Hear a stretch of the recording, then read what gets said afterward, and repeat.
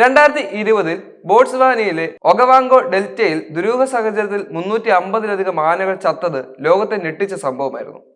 ഈ ആനകൾ ചത്തത് മലിനജലം കുടിച്ചിട്ടാണെന്ന സുപ്രധാന പഠനം പുറത്തിറക്കിയിരുന്നതാണ് ഗവേഷണ ലോകം. 2020 പ്രായഭേദമന്യുള്ള ആനകൾ ചത്ത വിഷയത്തിലാണ് 4 വർഷങ്ങൾക്ക് ശേഷം ഉത്തരം ലഭിച്ചിരിക്കുന്നത്. ഇതിന് പിന്നാലെ അന്തരീക്ഷം വിഷലിപ്തമാവുകയാണെന്ന മുന്നറിയിപ്പും പഠനം നൽകുന്നു. 2020 മെയ് ജൂൺ മാസങ്ങളിലാണ് ആദ്യമായി വടക്ക് കിഴക്കൻ ബോട്സ്വാനയിലെ ആനകളുടെ മൃതദേഹം ലഭിച്ചത്. സയനൈഡ് വിഷമോ മറ്റെന്തെങ്കിലും അറിയാത്ത രോഗങ്ങളോ കാരണമായിരിക്കാം ആനകൾ ചെരിഞ്ഞതെന്നായിരുന്നു നേരത്തെയുള്ള നിഗമനം. എന്നാൽ science of the total environment എന്ന ജേണലിൽ പ്രസിദ്ധീകരിച്ച പഠനത്തിൽ ബ്ലൂ ഗ്രീൻ ആൽഗോ അല്ലെങ്കിൽ സൈനോബാക്ടീരിയയുടെ വിഷാംശമടങ്ങിയ വെള്ളമാണ് ആനകളുടെ മരണകാരണമെന്ന് പറയപ്പെടുന്നു. ബോട്സ്വാന സർവകലാശാല, the natural history museum London, Queen's university Belfast, Plymouth marine ലബോറട്ടറിയും ചേർന്നാണ് പഠനം നടത്തിയത്. സാമ്പിളുകളുടെ നേരിട്ടുള്ള വിശകലനം ലഭ്യമല്ലാത്തതിനാൽ സാറ്റലൈറ്റ് വിവരങ്ങളെ ആശ്രയിച്ചായിരുന്നു പഠനം നടത്തിയത്.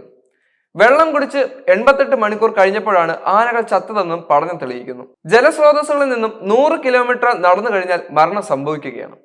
പഠനത്തിന് വേണ്ടി ആകെ 3000 ജലസ്രോതസ്സുകളാണ് ഗവേഷകർ പഠിച്ചത്. ഇവയിൽ വലിയ അളവിൽ സൈനോബാക്ടീരിയ കണ്ടെത്തിയിരുന്നു. മറ്റു മൃഗങ്ങളും ഈ ജലാശയങ്ങളിൽ നിന്നും വെള്ളം കുടിച്ചതിന് പിന്നാലെ ചത്തിട്ടുണ്ടാകുമെന്നും എന്നാൽ ആകാശ നിരീക്ഷണത്തിൽ മൃതശരീരങ്ങൾ ഒന്നും തന്നെ കണ്ടെത്തിയില്ലെന്നും ഗവേഷണത്തിൽ സൂചിപ്പിക്കുന്നുണ്ട്. അതേസമയം ഇത്തരത്തിൽ മരിച്ച ചെറിയ മൃഗങ്ങളെ വേട്ടക്കാരും മറ്റും കൊണ്ടുപോകുന്നതിനിടയുണ്ടാകുമെന്നാണ് പഠനത്തിൽ കൂട്ടിച്ചേർക്കുന്നത്. ഹാനികരമായ പായലുകളുടെ തീവ്രത കാലാവസ്ഥ പ്രതിസന്ധികൾ വർദ്ധിപ്പിക്കുന്നതായും പഠനം വ്യക്തമാക്കുന്നുണ്ട്. ജലത്തിന്റെ ഗുണനിലവാരം നിരീക്ഷിക്കേണ്ടതിന്റെ ആവശ്യകതയും പഠനം സൂചിപ്പിക്കുന്നു. ഇത്തരത്തിൽ കാലാവസ്ഥ വ്യതിയാനം കാരണം കൂട്ടത്തോടെ മൃഗങ്ങൾ ചത്തൊടുങ്ങുന്ന ആദ്യത്തെ സംഭവമായിരുന്നില്ല ഇത്. 2020 തന്നെ സിംബാബ്വേയിലും 35 ആനകൾ ചത്തിരുന്നു. ഇവയുടെ രക്തത്തിൽ ബാക്ടീരിയയുടെ അംശം കണ്ടെത്തിയിരുന്നു.